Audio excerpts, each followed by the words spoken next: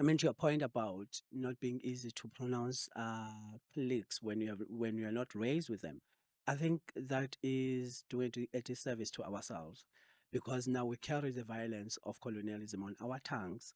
And I mean, there are people who write about language, language being stolen from people or people being dispossessed of their language. And they equate that to one's tongue being severed. Yeah. So this difference between kwa and kwa for me actually is a good representation of that, your tongue being cut off. And I mean, where I come from, that means something, and it's akin to witchcraft because then you can no longer speak or pronounce because words create.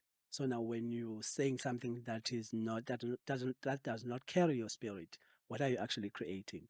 So I think these words, it's important for them to be pronounced the way they are meant to be pronounced. And we can't be giving people who can't pronounce them a break because they can't. They have to learn. So, I think